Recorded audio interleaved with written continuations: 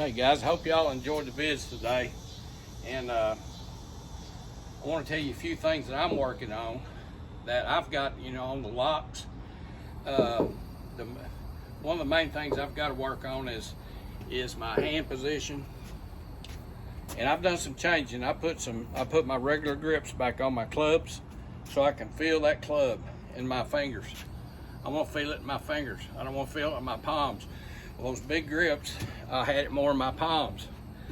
I went out yesterday with new grips and shot one under, so it worked pretty good that day. All right. That's one of the major changes I've made. Now I've got my clubs bent at 4 degrees flat.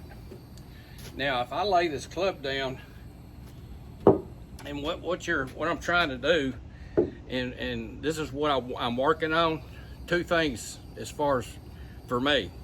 I want to make sure I've got a cup, or I want to make sure that I've got a hinge in my lead wrist.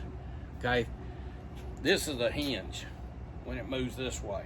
I call this a hinge when I've got a strong left hand on. Now, when I take the club, whatever that club is, and I lay it down on the ground, I haven't got my clubs bent quite enough for the club to set flat on the ground.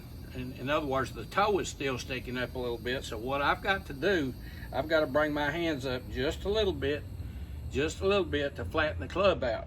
Now I still got a cup in my lead wrist. Now, for some of you guys out there that hadn't got your clubs bent, do the same thing. Get them as low as you can, and then just bring them up until the club fits flush against the ground, the leading edge.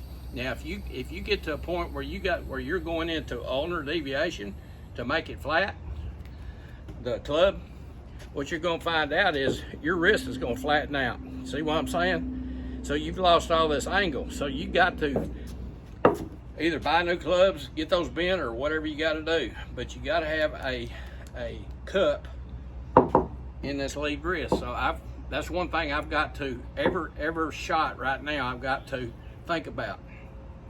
The other thing I've got to think about is my fold. Okay, I want to fold, and I want to be able to have my trail elbow pointing towards the target line. Okay, that's external rotation of the humerus up here. It externally rotates, okay? Because that's the only way that you can come back to the ball, like we're talking about, and unfold. And when you come back, what happens is when you start straightening this elbow, it throws these two bones in your lower arm back to square, right at the ball. That's where the slap comes in. So over at Southwind the other day, I started taking the club back like this. Watch my elbow. See my elbow, instead of like this, it was like this. And I fought it all day. I should have had it like this, and I'd been okay. Okay, another thing that I'm famous for is my famous chicken wing. Okay, well, I figured out how to take care of that, and I'm gonna add not only 9 locks, but there's 10 locks.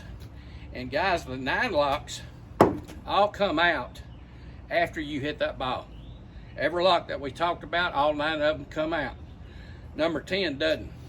Okay, number 10 for me is going to be this. When I come through the ball, I'm going to keep my upper arm or my upper shoulder against the outside of my rib cage. And when I do that, I cannot chicken wing. Okay, see what I'm saying? So that's my 10th lock. Looks something like that.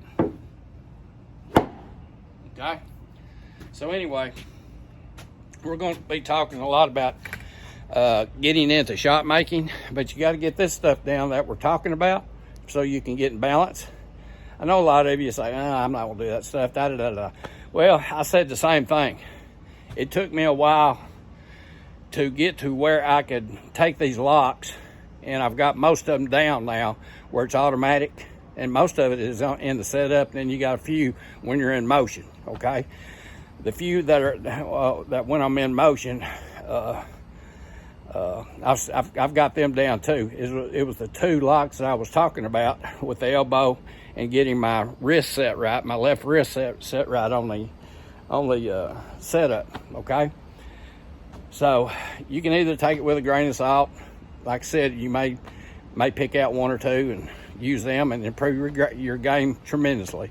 Doesn't matter, just so you improve, right? But if you can get all 10 of them down, then you're gonna have fun. Okay, you guys have a great 4th of July.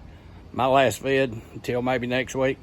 Maybe you'll see me out on the driving range. Now, what I'm gonna do at the end of this, on the comments section of this vid, I'm gonna put JB's explanation on the elbow there also.